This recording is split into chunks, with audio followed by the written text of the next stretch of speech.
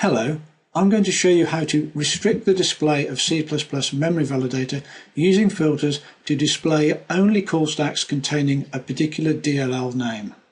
So first of all, we need to get some data to work on. So we're going to relaunch the example application by clicking the relaunch icon. And the application is displayed. Now for this particular test, we need some extra DLLs as well as this example application. And these DLLs are in the Memory Validator installation directory, and the DLLs are DLLC, DLLB dependent on C, and DLLA dependent on B.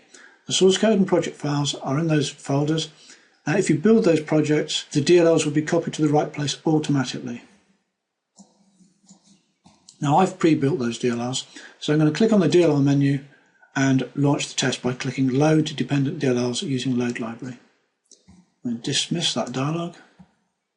The DLLs are loaded. I'm going to display the data that Memory Validator has collected by clicking the refresh button. Now ordinarily for most filters you would actually choose the item you want to filter on and then right click and choose the filter, and the filter will be initially created based on what you've selected. For this particular test I don't care which item I'm selecting because I'm going to create a custom filter. So right click, choose local, so the filter is local to this particular display, and choose custom. I'm going to choose match using DLL and then match as any trace. So if I find a DLL name anywhere in the call stack and it matches this name, then the filter matches. So I'm going to choose DLLB dependent on C DLL. Now a normal filter excludes the data from the display. Very useful for removing data that you're not interested in, or say, for example, data from third-party DLLs and so on. But for this particular example, we're restricting the display to only include call stacks that have this DLL in, so we need to invert the filter by clicking the invert match checkbox. I'm going to click OK. The display gets updated. Now if I expand one of these, you can see there's the DLL name. If I choose another one, the DLL name is always in the call stack. And if I expand all of those, you'll see just the same in all of them.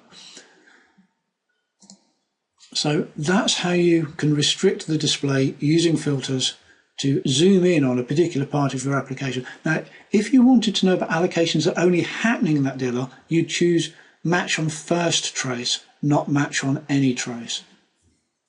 There you go. Restricting the display with filters from Memory Validator. Thank you very much.